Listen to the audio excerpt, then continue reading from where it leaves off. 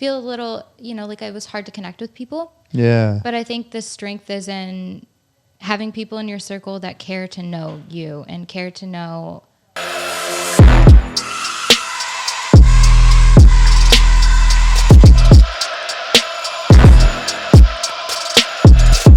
And we're live. What's good, everybody? It's your boy Andres Zannelli back with another episode of Zannelli Talks, podcast for uncommon people. Mamas y papas. It's been a minute. We're in a new location. Got my boy Roy handling all the tech. Feel really good. Got a really great guest, really uncommon person to sit down and talk with. It's been years in the making. We were on the way over here. We're trying having chats and everything. We're just save it for the podcast. But it's Victoria Lynn Myers, a.k.a. Thirst Trap Tori, a.k.a. Tori Gaines. What's up? It's good to have you. What is good? How is everybody? Yeah, it's been literally years in the making. Yo, Insane. we have connected in 2019. Yeah. And I feel like there's so many times we had conversations and we've always wanted to do a podcast because you have a podcast, I have a podcast. And there's so much that we never even really talked about because we're just let's save it for this moment. Yeah. And then on the way here, we basically had our own podcast. Yeah. We should have been filming that. Honestly, we should have been recording it. We should have been recording it. But this is a much better setting. Mm-hmm. I feel much more comfortable here. Yeah. So everybody wants to know. I'm going to just get right into it. The story, the beginning, because I actually brought you up recently in one of my group chats. Oh, this is what I'm going to do tomorrow. And then someone's I know who that is. And they sent me the TikTok. I think it went viral of yours. Yeah. And you have a crazy past. Yes. Can we just jump about it? Just talk to me about it. Because I actually, I've never really talked to you about that. Yeah. We've touched on it a bit, but I never got deep with you. So this is therapy. Yeah. Let's get deep. That's honestly why I started my podcast in general. It was talk therapy for me. And just, I'm so thankful for TikTok in general for providing that space for me to talk about stuff and give me that validation, because prior to that I hadn't really talked about my past, and then bringing it up on there and all the incredible feedback and things taking off in that element, even though that TikTok ended up getting deleted and then I had to restart everything. Mm-hmm. Just the fact that I had a space where I could articulate that and have people and build some sort of community was incredibly cathartic. Mm-hmm. And that's originally what led me to start my podcast, Keeping It Real with Victoria Lynn Myers. You can find it anywhere podcasts are found. But Shill it. Plugging myself. Shill it. A promo of myself. You got to be your biggest fan. Facts. But anyway, yeah, I guess little clarity before going into kind of all of that. Paint the picture. I'll paint the picture. But I also want to articulate, I heard somebody else on a podcast recently before going into details of their life, articulating that, this is my spun story. So obviously everybody's story is going to be interpreted differently. And this is how I was raised. This is no disrespect to the people from the environment in which I was raised. Just a little clarity, because I don't want to give, I don't know, especially with family and stuff, I have so much love for them that I think in times past I was so anxious to make my story known that I kind of just trailblazed through and kind of disregarded a lot of people in my life's feelings. Yeah. So that's dope. Cool. I think I want to, just before the forewarning. You're not throwing shade. Yeah. You're not throwing shade. This is no shade. This is just your story, yeah, perspective. It's my interpretation of my life. Tori tells a story. Tori tells all. Tori tells a story. Tori tells a story. Blue Dave. Hey, Tori Gaines in the building. What's up? Horns. But talk to me about it. You're fucking raised in a cult. Yeah, I was born and raised in a religious cult. IFB Crazy. For short. So skirts down to your ankles, shirts up to here. I'm still processing a lot of it. I think a lot of people ask what was the timeline?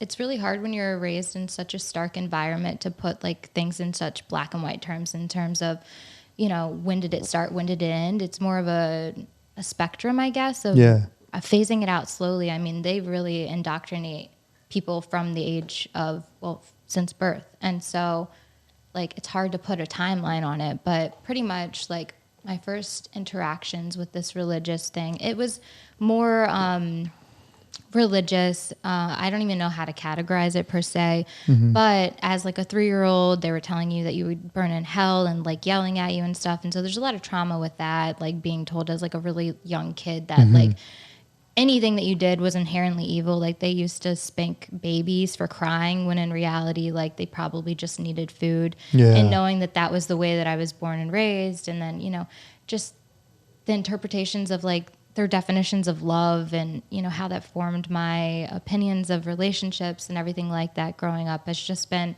something it's hard to put like a timestamp on per se. It's something I'm still dealing with actively and I'm in therapy for. But You're on your healing journey. yes, You're healing. But the thing is it's a continuous journey. It's like Never it never ending. ends. And I think at the end of your journey is self-acceptance and self-love. So, I mean, just as much as I want to rewire my brain in a lot of the areas, I encourage listeners to give yourself compassion and, you know, we're all just on this journey together. So, Yeah.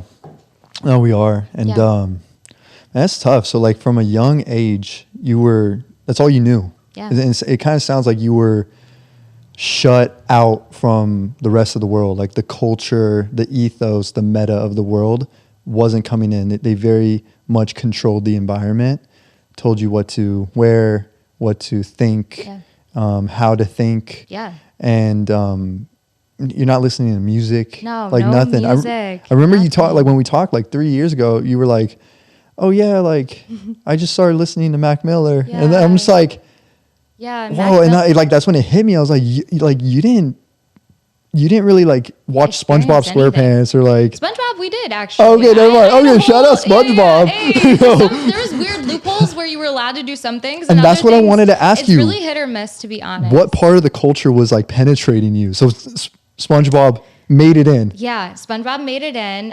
Crazy. Okay, cool. The only normal music I ever got to listen to outside of the cult was we would go to we grew up pretty poor, I would say, like not as bad as some people, but definitely did not have money. Challenged. Yeah, challenged. Yeah. And we would go to like Goodwill and stuff to shop. Same. And, yeah, and I mean, but honestly, I'm thankful for a lot of those experiences. Taught you how to thrift. Yeah. Oh, I know how to thrift and flip. Yeah, maybe. there you go.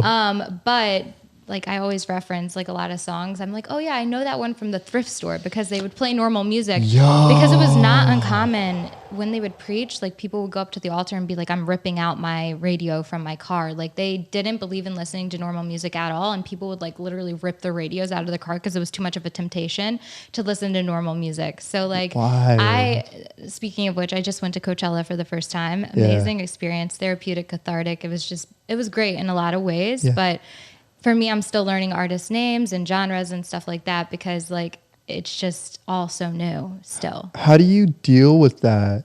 Like being around friends and everything and like in that environment and maybe someone's like, yo, like just earlier I was like, yo, bitches love Sosa. Like, and you're like, what? I'm like, it's a song, Love Sosa. And you're like, I don't know this. Yeah. How do you like, is it just whatever? Or does it ever hit you like, fuck? Like, sometimes it makes me a little sad. And before I think it made me feel a little, like it was hard to connect with people. Yeah. But I think the strength is in having people in your circle that care to know you and care to know your experiences and don't put so much placement on, whether a person understands something about pop culture versus their mindset and their soul. And I think that that's like the biggest thing for me now is having people in my circle that allow me to be me and to be honest. Even in the car ride here and us talking and you asking me about Elon Musk and if I trusted him because he did a poll recently and asked if people believed in him pretty much. And we had this whole dissertation about my ideas and he had asked why I answered no. And I just said, I'm ignorant about it. And he's like, wow, that's really surprising to me. And I'm like, well, people, I don't know, why wouldn't you admit that you don't know something? That's like the first step in learning, right? And you were just saying that that's like... That's cool. Yeah. Like, that's cool because like, I did. I was curious, like, so what's your beef with Elon? Yeah, like, I have none. You're like, I just don't know. And you're just like, no, what you said, you were like, I think I'm just ignorant on it. Yeah. And I'm like, whoa, that's a breath of fresh air. Yeah. Because most people just wouldn't, I don't know. Yeah. They would just double down on some kind of opinion. Yeah, no, so that's stupid. cool. For what, Now that leads me to a different thought. Yeah. We're going to do a little side quest. So you have no problem now, at least with me, like what I've seen is that like you have no problem having an opinion, voicing an opinion, expressing yourself. Yeah. Growing up, it's probably a lot of suppression. Don't express yourself. Yeah. What are you doing, Tori? Why are you talking about that? Yeah. You don't talk about that. So what, like, did it happen? Obviously, you're going to therapy and there's healing and you're breaking through from that. You're reprogramming. Yeah. But was there a certain part while you were still there where you started kind of looking around and going like, I am going to say something, like a rebellious kind of thing? Did you challenge it? Did you still kind of become conscious and like still remain silent? Like, what was that like, the transition? You know, like, it is interesting because I've always viewed myself as like, especially growing up, I viewed myself as like a good girl. But I was recently talking to one of my friends and she's like, oh, you didn't do stuff then because like within the confines of their rules and regulations, you must have obeyed them pretty well. And I'm like, that's the thing. I was really good at hiding things. And she's like, well, then you weren't good. And I'm like, I don't know. I didn't view myself as bad unless people knew about it. And that's the interesting thing. But what was your question? Essentially, you're like, no one knows I'm No one knows lying. I'm actually, I'm horrible. I'm messy. Yeah, Yo, I'm fucking messy. Yeah, honestly. No, my question was like, you were there until 18? Yeah. Okay. 17. I moved out at 17. You moved out at like 17. $200 in my pocket, but then I went to a religious college for a year where the predominant thing for women was like home ec and stuff like that. I was working at a call center to pay for this college. Wow. What? It's insane. And I was going into debt because they were paying, this is kind of a side quest too. This is a side quest in the side quest. Yeah. You would have to ask permission to work at certain places and they would have to approve it. And the religious college. Yeah.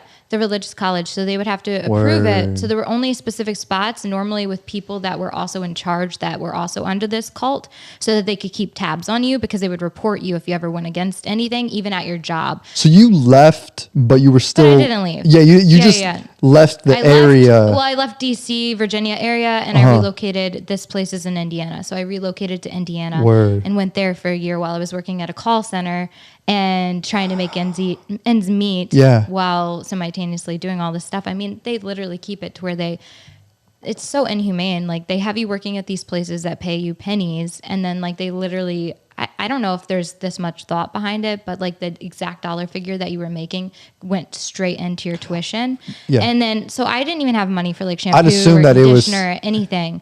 It was a mess. And it was like, I don't know what the typical college experience is. I'm still learning like what is typical. I really love knowing those things because it helps me place my experiences and like categorize stuff. But there would be like 4 or 5 people in a tiny room, probably from this couch to this couch, for bunk beds. You would pay out the butt to be there, shared showers, shared everything. And then like you would have to take off on Saturdays, Sundays.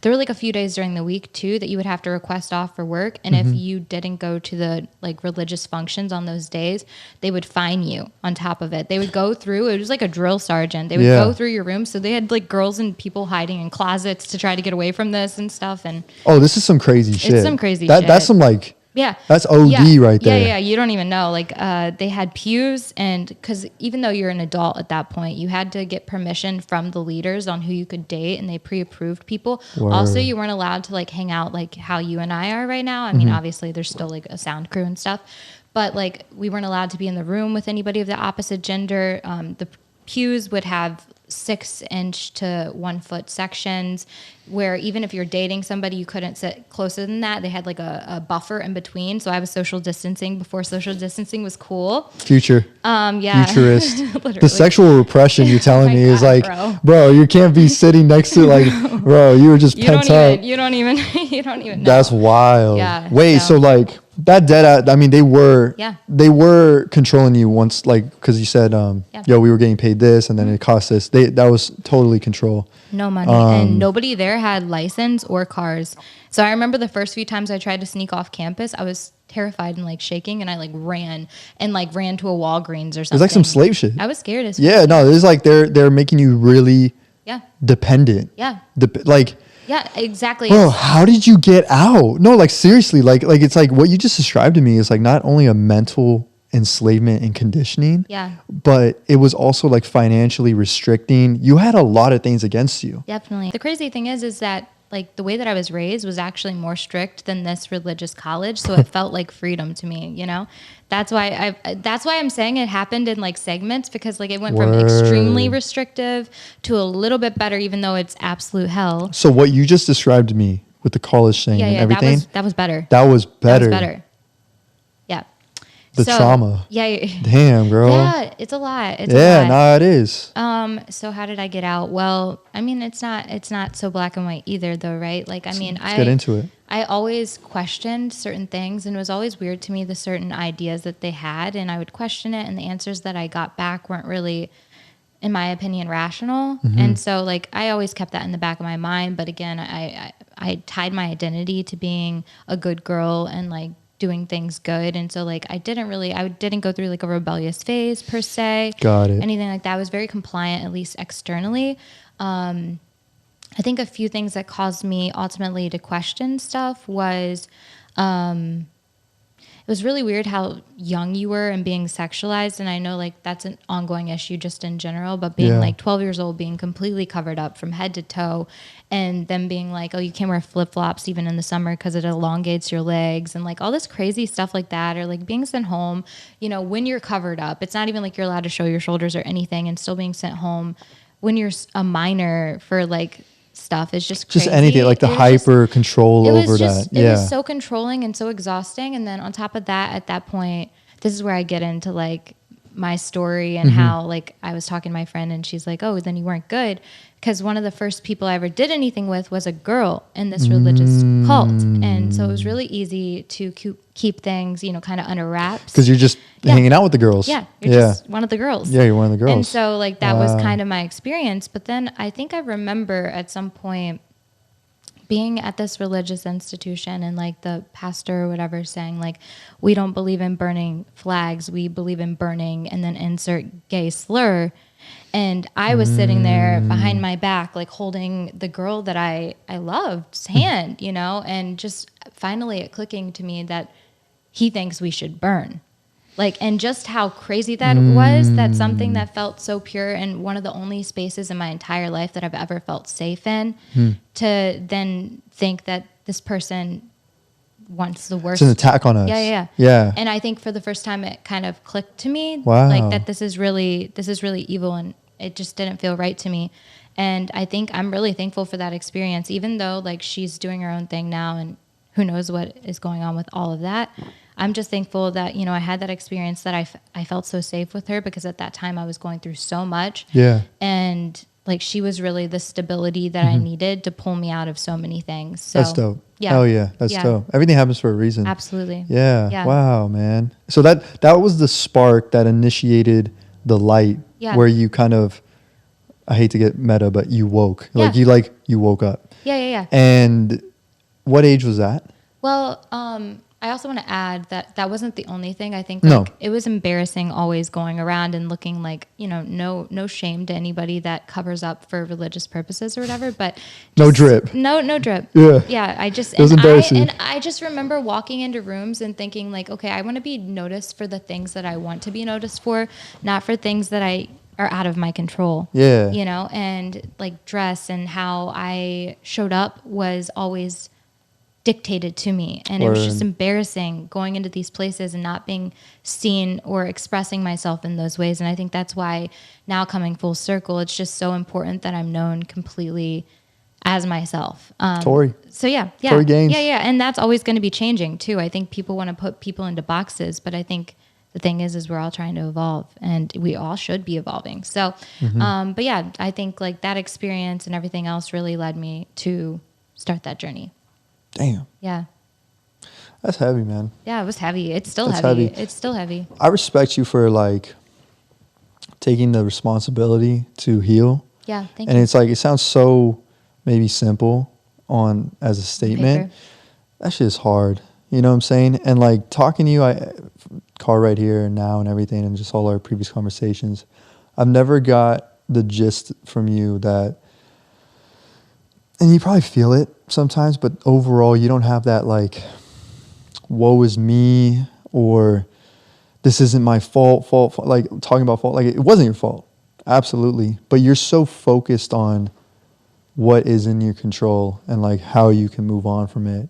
It's very empowering. Like you've taken responsibility to heal for something that wasn't your fucking fault, which is, it's very like, you should be proud of that. And I'm pretty sure you are. Yeah. You know? I feel like the term fault is kind of blaming because like, you know, my parents, like, I think we're all just working with the cards that we were dealt, right? And I think that's hard. I think that's really hard for me. I think part of my journey now is allowing myself the space to be mad about those things and not even directed at like my parents, for instance, or, you know, the people that raised me, because I don't think it was that calculated, right? Like we are just at the end of the day monkeys, you know. Monkeys, man. I don't think it was chimps. that calculated, and I think like it's very easy sometimes to go into that pattern of woe is me and like this was so intentional and all of that. I don't think that was the case at all. And if you look at, we all have gaps in our life, and I think this is something I touch on a lot, is like we all have different things that needed filled. And for one reason or another, my parents or the people in this religious institution, they were just broken people, you know? Just being taught by other broken people, and then they brought in other people and broke them. Like, it's a cycle. It's a cycle of that. And it's so, a karmic like, I cycle. mean, it's hard because I've struggled to figure out, okay, like, yes, I can have compassion and understanding for these people in my life that I love dearly. Yeah. But at the same time, I need to have compassion and care for myself and love myself, and also allow myself that space to be. I mean, there is anger, and anger is sometimes messy or, you know, whatever. And that's been something, that's something that I care to articulate and express now at this point, you know. It was weird to me. Like, I started taking a dance class last summer because I was like, okay, I'm on TikTok, I'm popping off. Like, let me get, you know how to dance. I don't know how to dance. I'm the worst at dancing. It's so bad. However bad you are, we'll have a dance off because I please no. I guarantee it. Please no. I started taking a dance class, and I remember it was an all women's dance class. I would drive there. We would have like a meditation time beforehand, which was really cool.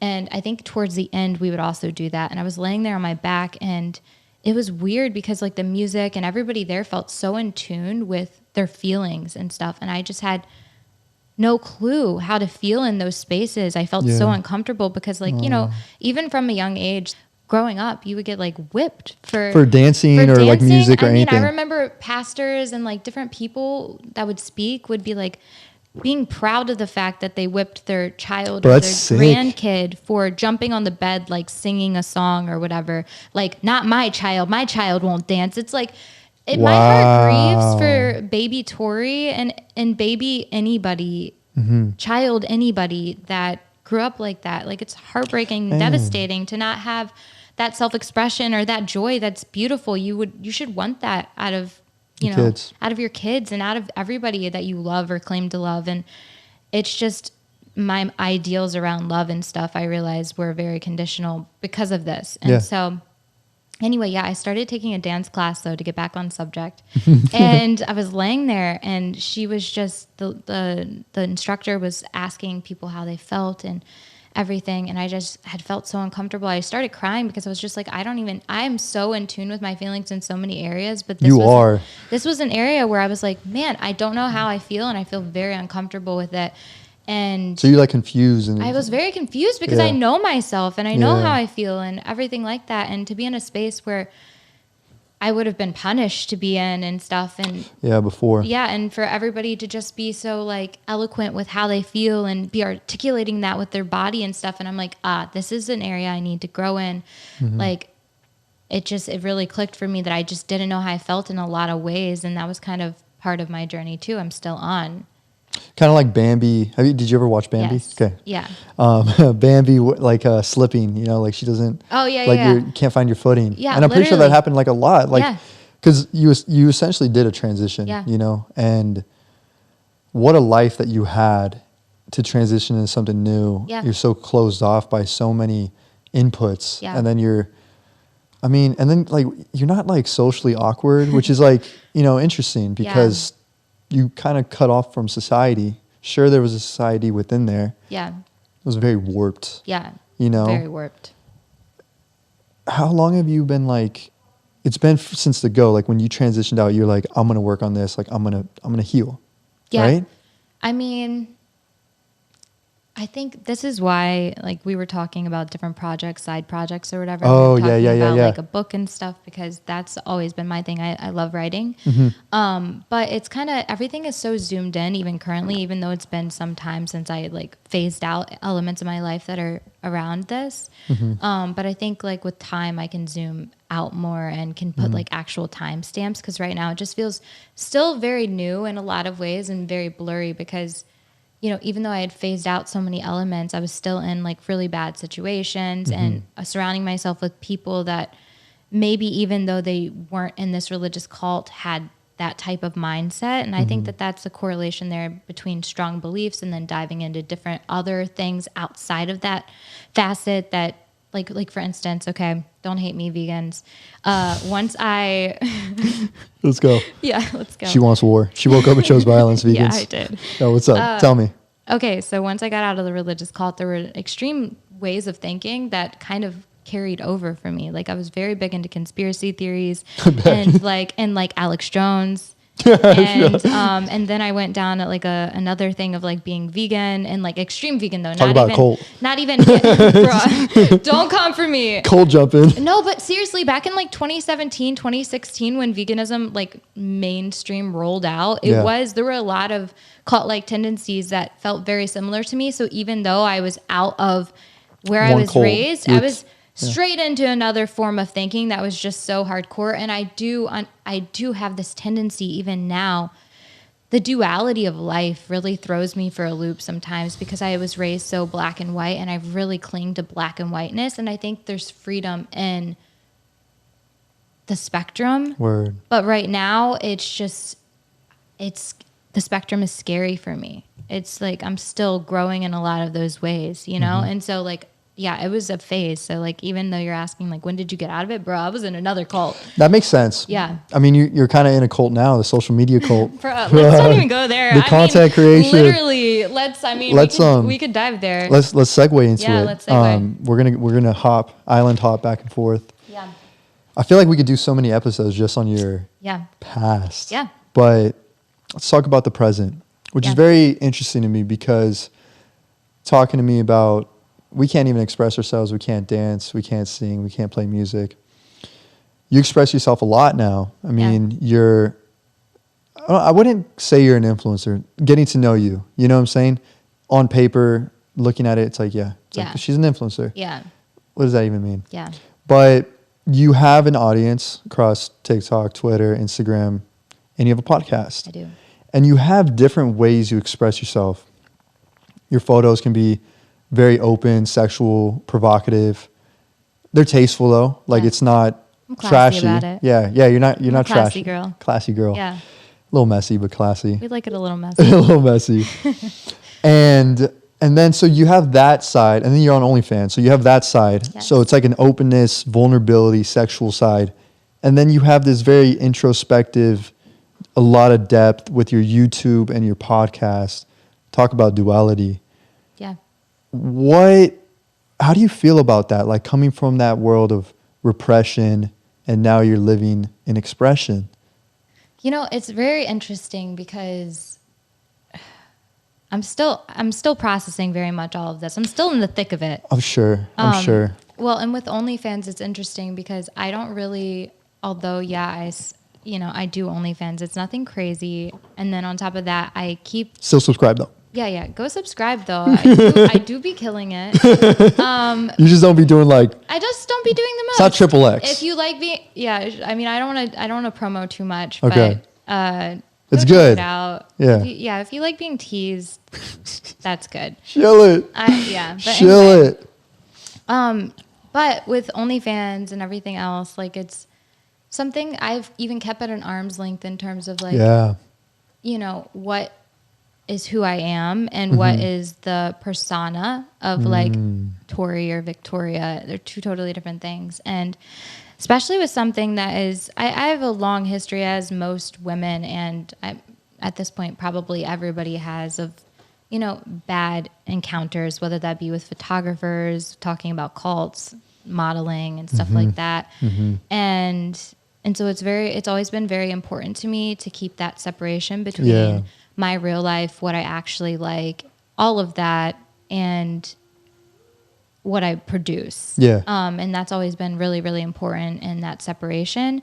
But as I've started evolving and trying to show up as my full-bodied self, as I say, it's kind of been a struggle with like, what do I show? What do I not? What do I articulate? What do I not? You know? Do you feel like you get in your head a lot because you're so out there? Definitely. And you do podcasting, YouTube, OnlyFans, Instagram, all these outputs. Definitely. Yeah. And I feel like there's not that many people I can connect with over these things to be able to, you know. Dude, hit me up about it. I'd be getting in my head about some shit. I'll hit you up. But it's like I get in a feedback loop almost with myself. All the time. And sometimes it's like I do just need to, I almost resent myself sometimes because I'm so much of an independent person, and I kind of sometimes feel upset that I need connection.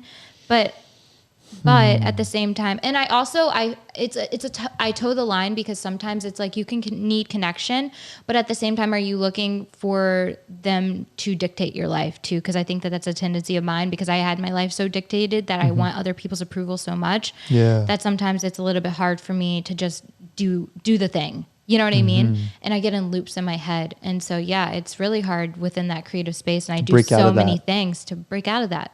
Well, kudos to you still do it. Thank you. Like, you know, like it's like, that's the thing. You actually do it. Yeah. You know what I'm saying? Like, respect, because it takes work to get there. I spent forever not doing it. It's almost one of those things where it's like, I have to do it. You have to. I have to. And I think like now there's so much healing, not only for myself, but for other people, and hearing stories and storytelling. And sometimes I think the thing that I've learned, I mean, I think it would be ignorant to think you talk me up and say like, oh, this is amazing, and wow, you broke out of this, but it wouldn't be, I wouldn't be where I am without hearing other people and their stories. And I think that's why I am so compelled to tell where I'm at and where I'm coming from, and maybe share more than some people would. Yeah. Is because I know how much other people's stories helped me get out of where I was at. Yeah. And, you know, sometimes it's just seeing that things exist that causes you to then do it. It inspires you. Yeah. I get that 100%. Yeah. And it takes a lot of courage. Yeah, it does. It takes a lot of courage to put yourself out there and to put yourself in a position to get judged and misunderstood. Do you feel misunderstood a lot? That's a hard question. I mean, because that would imply that I understand myself, and I don't always understand myself, you know? Like, I feel you on that. So, Yo, it's I feel you. I guess I don't really, I think I guess a better question would probably be, do you feel that the on paper version of who you are and what people receive you coming across your IG is in line with this? It's like, it's just so weird to me that people try to categorize people based off of their job or whatever. You know, it's the first question when you're encountering somebody in a social setting. It's like, what do you do for work? It's like, my dad being a produce manager doesn't make him an apple, just as much as me being in social media or whatever doesn't make me the content that I produce. It's just an element. And I just think that's something I just think if you could widen your eyes and like maybe, I don't know, it's hard because on a social platform, right? Like Instagram, it's like most people do not have the opportunity or whatever to connect in this way. And so it makes sense that you would judge on such a surface level. I don't know. I don't even have anything to say other than that, because like, I mean, we all do it. Like I do it. I do it. Yeah. Like if I came across you, I'm like, I wouldn't get the depth, like, cause it's like social media is so shallow, you know, and it's only as deep as maybe we want to go. Like if you really kind of click on someone's profile, look at the the caption and be like, okay, they have some depth, or like, but even then it's still like, you just post photos of yourself. Yeah. So like the common, I'm just speaking so objectively, like as a common guy, I would probably go across your profile and be like, oh, she's into herself. Yeah. Oh, she does social media. And she's an influencer. You know, yeah, go own it. Duality, you know what I'm saying? baby. Yeah. And that's what I kind of mean. Like, do you feel like you're misunderstood? Like there's this part of you that a lot of people probably just don't know, and without listening to your podcast or like other forms of media. And like, is that why you kind of created it? Like to express that side of you? Yeah. I mean, that's originally why I started YouTube, and even why I'm like very consciously doing more talking TikToks and stuff like that, it's very easy, especially in the beginning phases, to pop off on TikTok or Instagram or whatever solely for one thing. And I do feel bad for particularly girls in general that pop off for maybe their body, and then you find out that they have like some sort of eating disorder or whatever, and that only continues that cycle, you know, and so they feel like they have to stay enslaved in that sense. In order to continue popping off. And I just think the future of social media in general is hopefully vulnerability, making people more well-rounded. I think there is an influx. I think we had an influx of, you know, whenever Instagram first rolled out, things being very filtered and very edited. And now you're with the rise of TikTok and people talking more and realizing that, hey, I do have more than just X, Y, and Z. I can be so much more than that. I can do this and that, you know, and diversifying all of that. I think that is the wave of social media now. And so I'm so thankful to have, you know, be a voice space. In it. Yeah. The space to be able to do more than that now. 100%. And I want to take up as much as I can. And it's just as healing for me. Yeah. As you should. I mean, you spent your whole life exactly being marginalized and don't take up space, but take up space, and you're everywhere now, and you're only growing. And I think that's dope. I think that's dope that you're leading with intention on that. And like, that's kind of how I started just doing all this, you know. I started off just doing videos in my car, talking to the camera, just things on my mind, and then people started connecting with it, and people are like, make a podcast, and I never thought about it. Like, I wasn't like, podcasting is a good industry, I can make money. Like, I wasn't thinking, you weren't thinking about economically or anything. Like, even now, like, it's just something I like to do passionately, like sit down with someone. I mean, this podcast itself is like, I say it's like for uncommon people, and I love that. Like, it's ambiguous, you know, but like going into depth with it, it's like, I consider you someone who's uncommon, like everything that you've been through to where you are now.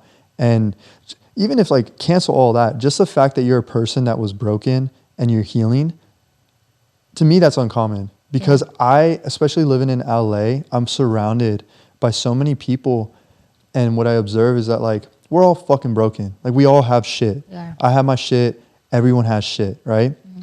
But so many people, you know, it might have not been their fault, but they don't take the responsibility to actually like understand and heal and try to rework their framework in their mind. And they turn to escapism, escaping through drugs, through shallow sex, through drinking, through bullshit. Yeah. And that's what this town is.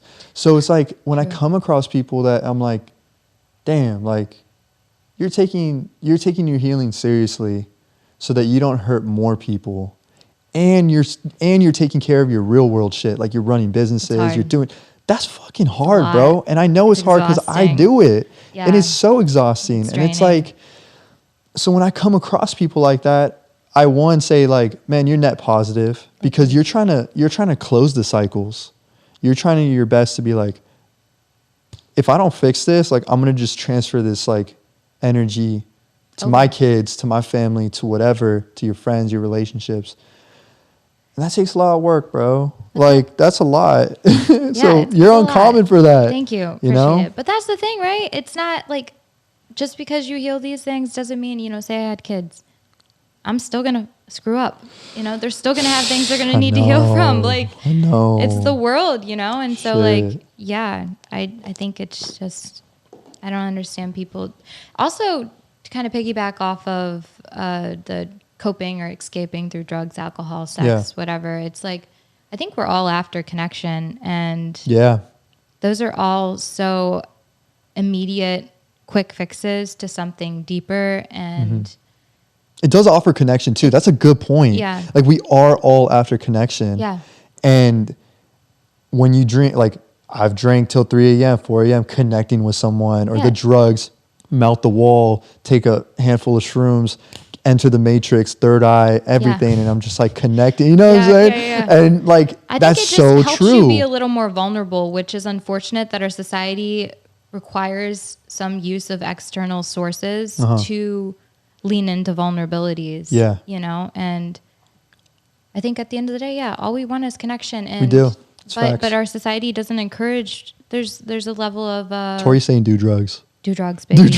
Drugs aren't free, or drugs are expensive if they're handed to you for free. Get them for free. Yeah. Find a good drug dealer. we're definitely pro shrooms. Yeah. Like that's something. Yeah. And that's what you're describing. It's like taking that. Well, yeah, but I think ultimately, building a ecosystem that allows for you to connect without the use of those other things, and I think whenever you're in an environment, specifically, I'll reference, it's easy for everybody to relate to, is like a 9-to-5 or whatever, where it causes you to always put your feelings and thoughts and needs on the back burner. Then how are you going to clock out and then ask yourself how you're feeling? You're not. You're going to disassociate because you've been taught to disassociate. Not ask yourself how you're thinking and feeling. 9-to-5s are cults. Yeah. Damn, that's crazy. You have this really, that's really profound. Yeah. I never thought of it like that. And that's what you kind of were taught, the disassociation. Yeah. And that was a really great example. I think that's how I'm very in tune with other things that make me feel very similarly. I will say, unpopular opinion, it was really weird being at Coachella, and certain tactics that the musicians or artists used were very similar and cult-like tendencies. I don't know. Music in itself is very worshipy, cult-like in itself, if you think about it. I'm not trying to go too deep. Yeah, we're not going to get into the meta of it. Jones it, but yeah, it was 5 minutes later, Tori's like, time's not even real. Time isn't a thing. Time's a concept. But honestly. What is time? What is life? You have any questions for me? Damn. I want to give you a break of talking. You've been talking so long. I feel bad. I'm not very good at, I like just piggybacking off of what you've said. Okay, so what did I say? You've said a lot. No, girl, I've been listening. I know this is called Zannelli Talks, but Zannelli been listening. Did you ever go into any sort of conspiracy theory ideologies or deviations? You really want to go into the conspiracy theories? Into it. I don't think I ever went deep into the meta of stuff, but I was around so many people when things were just popping. Mm-hmm. No, I guess I think how I approach conspiracies and everything is I'm open-minded, but I'm also observant of how extreme it can get. So I try not to get wrapped up into it because I don't see it's healthy. But I'm open-minded to like a conspiracy is 9/11 was an inside job.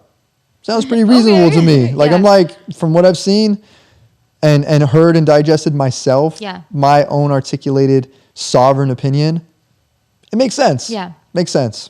Okay. Especially with the track history of the US. Yeah. You know what I'm saying? Insane. So another question. Okay. Duality. Do you have a hard time with two sides of the same coin, or are you very fluid? And how did you get there? Do you struggle with black and white thinking? Yeah. I think of content first. The stuff that I put out, there's a duality to it.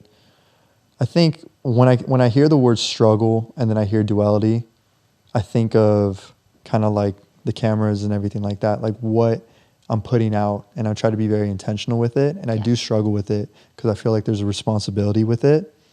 But sometimes I just want to get reckless and take tequila shots and just get messy. You know what I'm saying? Oh, tell me about it. I love being messy. So something that I get a struggle with is getting in my head. And what were you saying is the feedback loop. Yeah. I struggle with that a lot and so self-critical. And I guess that imposes on my output with things, the output with all this. Have you noticed the areas, because this is something that I've noticed with myself, is the areas that I'm the most critical of myself, I am also the most critical with others, whether I realize it or not. It's a mirror. And I think if anything, those are things, I think even in relationships and stuff, it's so easy to put your partner into they're bad, I'm good or whatever. But I think when you get in close proximity with a person in a relationship, I think if anything, it's a mirror to point back to you about things you might need to work on. Are there things that you have found that you're very harsh with yourself on? And have you noticed that kind of mirroring effect? Yeah, absolutely. And I agree with that, the mirroring effect. And I always have to stand back and be like, yo, wait a second. Am I talking to them or am I talking to myself? I'm talking to myself. Yeah. You know what I'm saying? Yeah. A lot of my podcasts are like that. I'm talking and I'm just really talking to myself, reminding myself. Yeah. That's kind of what a lot of my podcasting is about, my solo ones at least. I'm just talking, reminding myself. And so are you asking specific ones that are I found in myself? I need to work on that? Yeah. You said you're hypercritical. Yeah. Did you hypercritical. go into details? Focus. for so long I was having trouble with focus and focusing on one singular thing to accomplish it. And then that unraveled so many things about my past, and I started connecting all the dots with it. Because like growing up, I was diagnosed with like every fucking kid in this world, like ADHD. Honestly, it's like every same. fucking kid. Yeah. It's like the pharmaceutical companies push that agenda so hard. But I was like diagnosed and I was taking that drug, ADHD, prescribed all that shit. Hated it. I was young when that happened. And I guess that's like probably where the seeds of focus were planted. In a way, I probably was fucking programmed, because I think that like I just wasn't interested in certain stuff. Like, and it makes sense. Yeah. There's this fucking meme that I saw, and ever since I saw it, I can never get it out of my brain when it comes to the education system. Okay. I have very deep thoughts about the fucking education system. Go into it. So deep that I want to create my own education system when I'm financially astute. That's a different project. Okay. But I have very deep thoughts about it. But there's this meme that it's like, it's a fish in a bowl. It's like a cat. It's a you've seen it. I've seen it. We're gonna blast it on right now. And then it's like, the test is climb a tree. Yeah. Fucking fish can't climb a tree, bro. Yeah. And then I was like, that really woke me up. And I was like, wow, that's very interesting. And I started looking at things differently. And I feel like I struggled in school because my focus in certain classes, it just wasn't there, because that's not who I am, you know? Like I just probably didn't need to be so into a generalization. And I think that education should be very hyper specific. Anywho, won't go into a side quest on that. But even then, things change, right? Like, what do you mean? Well, your wants, needs, your interests like evolve. Yeah, like I feel like there should be, and there probably is in private school. I haven't done deep research into it, but like maybe there are assessments at a young age that go, this student is more visually inclined. They're more specifically targeted in the arts instead of the sciences and stuff like that, based on certain assessments. So then we start pivoting them, right? Through time. But I was told that I was unable to focus and I needed drugs to focus. So from a young age, I was being told by many people, you have trouble focusing, you have trouble focusing. Right. I'm a very big believer in like NLP, neuro-linguistic programming, internal, external communication. Whatever you tell yourself and whatever's being told to you in your environment is what you're going to be programmed. You know all about that, I'm sure. Yeah. And so if you're constantly being told you have trouble focusing, is that really going to help a child to focus? No, it's going to make things worse. Exactly. So I feel from a young age, I was kind of programmed to not focus. So as it like grew, I had trouble doing that. But then when I got I developed an obsessive, not disorder, but an obsessive gift that when I do get hyper focused on something, I'm able to just cut out all the noise and get right into the minutia and peel back the layers of it. And so that's something that I've been working through, because I remember just for the last 5, 6, 7 years, I'd be hypercritical around people. I'd be like, you're not focused. Like you're not this. Yeah. And I started realizing I'm talking to my fucking self. Yeah. You're preaching to yourself. Yeah. I'm projecting. Yeah. And then I started getting aware of that, and it helped me kind of understand more about myself. And even now, I came across this one dude. His name's Naval Ravikant. Very great thinker, clear philosopher, modern day, financial sector, tech investor. He wears many hats. Modern day philosopher. Actually. And something in that was written about him and that he said himself was, and it really spoke to me, was he's like, I don't like to do anything for a long time. I strive best in being hyper focused on one problem, solving it, and sprinting to the next. Exactly. Kind of works like a lion. Sprints, kills the prey, eats, rest. And then you can pivot.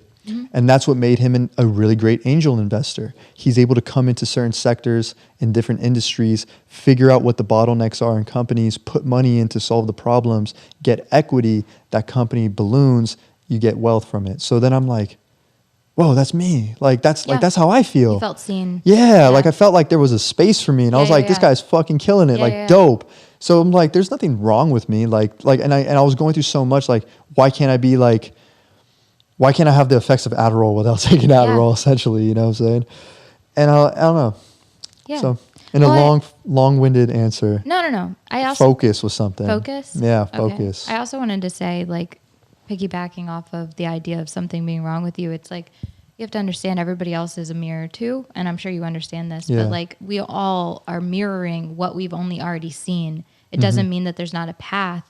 It just means that we're all just as much as like tech jobs that are now readily available weren't available 20 years ago. And so our parents weren't like, yeah, you need to do this. We're all working within the time frame that we're at right now. And so like seeing that person really opened up an avenue for you, it sounds like, and gave you that validation or, you know, space more so to allow yourself to grow and evolve in those areas. Sounds great. Exactly. Seeing a person that's like, whoa, they feel how I feel, but I've never been able to articulate it. Yeah. And I think that's important, like what we do too, like how we express ourselves and, you know, like with our podcasting and just content. Like I know I get messages. I'm pretty sure you fucking get messages.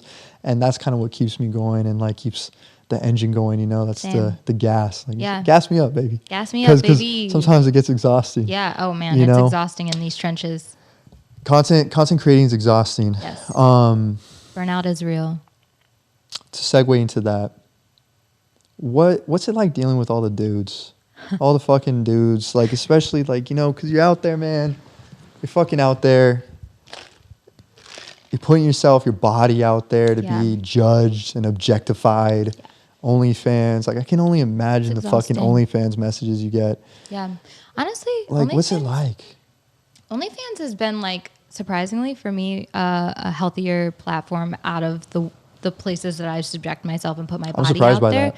Yeah. I don't know why. I think the majority, maybe not originally, but the majority of the people coming over there have been really, really supportive. And damn, that's dope. They don't really, I don't know. I've really gotten lucky. Most of them respect all of my boundaries, don't push me, are just there to see me grow. And a lot of them listen to my podcast, watch my YouTube videos. They're the first ones to comment on my post on my other socials. So it's like a little army over there. So wait, you said army, but I want to challenge you on something. Would you almost say, oh no, it's like a cult? It might be a cult.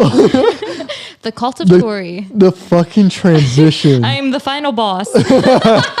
Yo. Yeah. That's have you ever thought of that? Yes. Have you ever? Yes. Wow. I actually pitched an idea for a podcast titled From One Cult to the Other. Wow. And it was talking about me and all of the different either variations of cults that I dove into, deviations once segueing out of my actual religious cult, but then also things that you wouldn't think of that are cults, you know, or anything can be a cult if it's pushed to an anything extreme. Can be a fun. Crypto's a cult. NFT's a cult. Oh my God. Life let's not even get into that. We're all opted in. What do you do for your mental health? Like what practices when you're feeling like overwhelmed, frustrated, dealing with all the minutia of what you do? Yeah. What are some best practices to center yourself? Best practice is my phone just being obliterated. Like just put it away. Yeah. The more I can spend time, when I was really good, the thing is it's not something that is across the board yet for me. I haven't done a good job at regulating it consistently yet, but I think the first component is being conscious whenever you're first feeling anxious and then asking yourself what is making you anxious, how am I feeling in this moment? Again, it's going to be extremely difficult if like you have like a job and are in situations that don't allow for that, because then it doesn't carry over into your off time. Yeah. Whereas like as somebody that works for themselves, one of the perks, even though I'm constantly working, is that I do have the option of asking myself how something makes me feel and pausing and analyzing that. Whereas maybe if you were working for somebody else, you wouldn't. But assuming on a good day, I keep track of those things, then I can remove myself from my phone. I've uninstalled TikTok or Instagram for portions of the day or all day. Really social media in general, whenever it's your job, it's like, I don't want to be on it in my off time. So really having people in your life that make it easier for you to not want to work, because I'm a workaholic. And if I can make a lot of money in a short period of time, then I'm going to be constantly doing it. So having relationships that cultivate, allowing yourself to be disconnected and not caring about the money or whatever has been really, really helpful for my mental health. But I guess just kind of being present in the moment and asking yourself how you feel and creating that space in whatever way and providing yourself whatever you need. Facts. Yeah, I found that works for me too. Yeah. It's like Same with you. Same with me. Like social media is an avenue for making money. Yeah. And work never stops. Yeah. I have trouble not getting on it when I'm not working. Yeah, me too. And deleting it does help so much. Yeah, it's just it's weird, isn't it? It is, but it's also. Have you read Atomic Habits from James Clear? No. He didn't pay me to say it, but it's a great book. Run that check, James. Run that fucking check. It's one of the best books I ever read about habits, the psychology of habits. There's a lot of other stuff out there. He's just a really great writer, very simplified, articulate writer. I love when people can take this and consolidate. Minimize it. It's all signal, no noise. I'm very big on that. Me too. That book describes environment, how environment shapes our habits. Yeah. For example, if your kitchen counter has your vitamins already like there, instead of your vitamins being in the cupboard, I forgot the statistic, but you're more inclined statistically to take your vitamins than if they were out of sight, out of mind. Yep. Exactly. Makes sense. So our environment on our phone, if you don't have it and there's friction, that's another thing I learned. Wow, spent probably my favorite word for the last 8 weeks. I've been overusing friction. I look at everything now as like friction. So kind of like in business, how can I reduce friction to maximize the ROI, maximize the revenue? Or in this case, how can I create friction to minimize my bad habit? So making if you delete it, to click on or whatever, hiding it. Exactly. If it's on your phone, just there, no friction. Yep, no friction. Dopamine hit. Easy. And you've trained yourself to continue clicking and scrolling and whatever. Dopamine is the modern devil. You know what I'm saying? And you have to go on a fast from dopamine. Our dopamine addiction is it's so crazy. And what I found is just that helps me deleting anything off my phone when I'm not using it, creating that friction, create the friction of like more steps involved to look at a timeline or whatever. And then I started realizing just how many like ghost attempts I'd try to do. Like I'd be at a stoplight so bad. Or at an elevator, just like in passing. And it's just like, let me open Instagram. It's like easy. Why? Why? Yeah. One of my friends, Mikos, shout out Mikos, really great guy. What's up, Mikos? Mikos the God from the Bay Area. Really great guy. He's a Buddhist. And he said something to me that always stood out. And he said that every time you pick up your phone and you go on a timeline, you are disrupting your frequency and your frequency of creativity. Yeah. The more creative you want to be, the less you should be on your timeline, on your phone. Yeah. Yeah. That's why even though occasionally, artists will unfollow a ton of people, I appreciate it and respect it because it's like, I think it's so easy to start emulating art and patterns of behavior, I guess. And I think that takes away from originality and expression. Yeah. I agree. Fuck. I got some I'm looking at my phone because I got some questions that I know that we haven't gotten to. And I want to get to them. Okay. This is an easy one. I love this question. Have you played We're Not Really Strangers? Yes. I love that game. I have all of the packs too. Oh, I only have one pack. I have all the expansion packs. I love that fucking game, dude. Oh, me too. Just Shout that out to the brand. creators. Yeah, amazing. Kareen. Amazing. Yeah, dude, Kareen. Phenomenal. Fucking phenomenal. We should have played it. Honestly, that would be a fun video. That would be fun. That would be good. We could always do that. I'll be here until Saturday. That game has one of my favorite questions. What would you title this chapter of your life? And you can think about it. Yeah. Think about it. Yeah. You know what's funny? When I ask this to so many people. Yeah. And people get so, like, I don't know, it makes me kind of question, like, do people read books? Because titles don't have to be serious or one word. Yeah. Everyone will always, like, they probably try to summarize it. Maybe. Yeah. And this is what I always get. Yeah. Like, growing, healing. Feels very. Like, I'm just like. Okay, I'm interested. But I'm like, I like the fun ones, the kind of like maybe goofy or like it could be serious. But like, I don't know, when I read, I like looking and being like, oh, what's this going to be? Like, what's this chapter? It's hard for me to summarize. I think it feels pressured. Well, mine would be the snapback. And it's kind of like the rubber band. So when you before you launch the rubber band, you got to snap it back. Yeah. And I feel like life for me for the past 8 months has been you pulling back the rubber band. I have just been taking some fucking L's. You know what I'm saying? Yeah, like I won't get too far into it, but your boy's been getting knocked off the horse. And then the moment I get on the back up. horse, it just, and I get up. Yeah. I get up. I see. And I love that about myself. You know Yeah. what I'm saying? I love that I can, you know, face adversity and stand up. And that's when I know I can face certain things. You know what I'm saying? In those moments. But damn, dog, give me a break, life. Honestly, you know what I'm though, saying? the hard times teach you more about yourself than the good times. Absolutely. And like, we're all just trying to figure out more and more about ourselves. We're all just collecting data to figure out ourselves more. Absolutely. It's all data. You're just getting more data. I forgot who said it. Maybe like Epictetus or Socrates, one of the philosophers. They said like adversity brings a man closer to himself, and or woman. Or woman. Or woman. You know what I'm saying? We're non-binary. We're non-binary. And yeah, so like I welcome adversity, but you know I like a little chill cloud moment for a second. Yeah, I've been in the like dirt, a peaceful man. Moment. So it's been exhausting, and that's part of the reason why I haven't been podcasting, because I feel like I have to be mentally like kind of, I don't know, like motivated and present and like, you know, and I just haven't been feeling like that, man. And it's tough, but I do have optimism where I feel like I'm about to be launched like a rubber band, you know, and I'm just being pulled back right now. Yeah. So that's mine. And I think it's important, you know, not to get too philosophical, because I know we're trying to wrap it up, you know, a little lighthearted moment. But also, like, I just think in general, you go through phases, right? And you have stuff to pull from where you were also in these same places and you were also down in the dumps or whatever. And it ended up working out, you know? So knowing that, it kind of pushes you to keep going. So it sounds like that's where you're at right now. Rubber band moment. Rubber band, man. Yeah, I don't have such a... That was a good one because it's not so serious, like working, you know, or something so straightforward. Healing.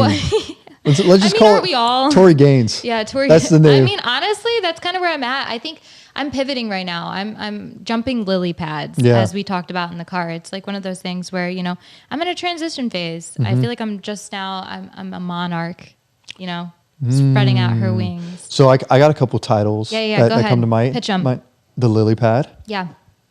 I don't like Phoenix. that one so much. Phoenix Rising. That's cool. Phoenix that's Rising. cool. I like that one actually. Or the Monarch moment. I think I'm gonna go with Phoenix Rising Phoenix for Rising. 500. Yeah, Phoenix Rising for 500. Andres. That's great. Yeah. I want to kind of wrap this up. We've been fucking going. We could talk for so much. Yeah, this was the post podcast. The real one was in the car. I know. The whole drive we had here, so LA traffic. many moments, but Dude. there is. I don't even need to look at my phone for this. Okay, yeah. But there Go is ahead. something I want to ask. Yeah. You have a lot of fucking courage Thank you. to put yourself out there, not just now with what you do, but it took so much courage to like get out of the life you were in, bro. Yeah. Where did that come from? Like, what can you share with me to like, I don't know, inspire people watching, like to have more courage, to be more courageous, you know, to not have that fear. Yeah. Little side note, because, you know, people used to tell me I'm courageous all the time, right? Yeah. And growing up, I thought I was Native American. Okay. Keyword thought. That's crucial part of the story. Okay. So like my grandma would take us to like, I don't even know the proper terms for it. We would be like dancing around the fire. There would be like drums, you know, and like garb and stuff. She used to have like what do you call it? Like the thing that you hang above your bed. It's like a dream catcher. She was like full blown Native in my opinion. I thought, right? Recently did a DNA test. 23andMe? None. Word. 0. What are you? I'm like predominantly white, bro. But like white from where? Like Irish, German, you know. You're just a colonizer. I'm just a colonizer. And I felt like that You were the woman, colonized. You're the literally, fucking colonizer. I felt like, what's that woman? What's her name? That pretended Rachel to be... Dawson? No. Yeah, they pretend to be black. No, not black. Native. Like she pretended, I don't know. and Trump was like, "Oh, so and so is." I don't know. Anyway, I felt like her because I would go on live and people would be like, "What are you?" Because I get that question a lot. Oh, I word. look So that was recent. Racially ambiguous. I look racially ambiguous. Yeah. So people are always trying to guess my ethnicity, and I used to. This is how deeply ingrained it was. I mean, I had a Pocahontas cake growing up, right? People would get on here and be like, "How are you so brave?" I'm like, "I'm Native. That's why." Word. Bro, I'm not Native at all, so I can't chalk it up to that. So was your courage coming from that, and then you just had to find new courage? I'm like, bro, Yeah. where's it coming from? I don't know. Talk about a mind loop. But I would say, I don't know. I think it's just in my DNA. If you know anything about the way that my parents were raised and all of their hardships and their parents' I mean, their whole story, you can check out my podcast. I've talked about it a lot, but it's just been series of hardship after hardship. And, you know, we've always found a way to get out of it. And I think just having that in your DNA, because I'm a big believer, you know, it's like nature versus nurture. I think it is in our DNA, like our experiences are there. And so I think that has really caused me to kind of do more, but then also having a sense of community and people around me that are also doing a lot and kind of checking me whenever I settle for less or whatever, and, you know, be like, hey, you deserve more. It's been really helpful to have people in my circle that see me sometimes for more than what I see myself for. It's good. Yeah. It takes cultivating it takes a village. Yeah, it does take a village.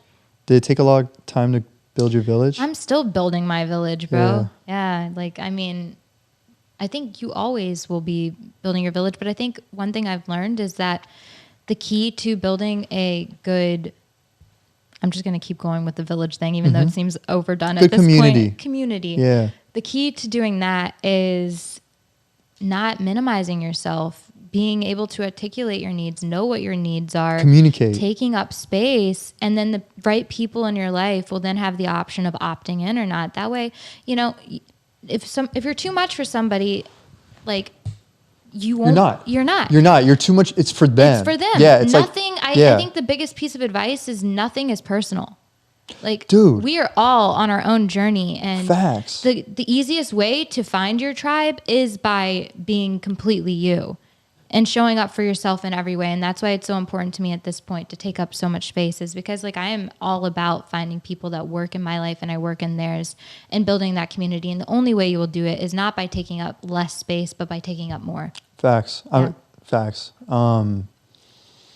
Speak your truth and your tribe will come. Yes. I'm a big believer in that. Yeah. And, like, the ones who are down, like you said, they'll be like, all right, I'll sign up for this motherfucker. Like, I like your shtick, like, whatever. Like, no, you know what? I don't like how you roll. And, like, by repressing yourself, you're and being a people pleaser, you're not going to be your fullest you. And you're not going to be around the right people. You're going to resent everything in your life if you're always people pleasing too. You want people in your life that are going to be, it's going to be a mutual exchange. You don't want somebody you have to always minimize yourself for. And likewise, and I want people in my life that know who they are and are willing to show up in those spaces. And I want to provide that. Talk about healing somebody. You can heal somebody whenever you right other people's wrongs for them. If they show up and, you know, instead of treating them the way that other people have treated them, you provide the space for them to feel those things or whatever and provide that safe space. But the only way you're able to do that is if you yourself take up space and allow time and whatever to know how you feel. And so, yeah, I guess just don't minimize yourself. You're doing yourself and everybody in your life a disservice by minimizing yourself. Mm-hmm. Yeah, shine bright. Shine bright like a diamond, baby. Guys, we're going to wrap this one up. Yeah, that's a wrap. This one's good. All right. Just want to say I appreciate you for coming on. Likewise. Thanks for providing the space. Of course. Yeah. I know. You want space? You got it, yo. I want all the space in the world. Yeah. And I just want to take this moment to acknowledge you for being so courageous, so open, and putting yourself out there, from living a life where you know, it's not what you knew. And it takes a lot. And it's really dope to see that you're, like, really beautiful, like, inside, you know? Thank you. And just keep doing that. Keep sharing your story. Keep opening yourself up, because I know that it's impacting people, and the space you're creating is just going to help others create more space. So yeah, thank you. Just one more thing to everybody listening. Yeah. It's like, I forgot what I was going to say, bro. Mic drop. Wait a second. No, Part 2, find out. I just think it's really important. Like, you act like it's a courageous thing. I think it is courageous though. But then the hardest thing I ever did was minimize myself. The hardest thing I ever did was quiet myself. It's so much easier to articulate. I mean, it's hard, but once you start doing it, and once you start getting other people that are backing you or whatever, and just knowing you needed that from somebody else and they did it, and now you're doing it and somebody else will need it from you. It's like the hardest thing you could ever do is quiet yourself. That's what produces anxiety. So articulate yourself, take up space. Mic drop. That's it. Guys, you can find Tori, Thirst Trap Tori, Tori I'm Gaines. not actually Thirst Trap Tori. Tori Gaines. Tori Gaines. Tori Gaines, Monarch Moment. You can find everything linked below. Yeah. Appreciate you. Yeah, you too. Part 2 coming soon. Part 2.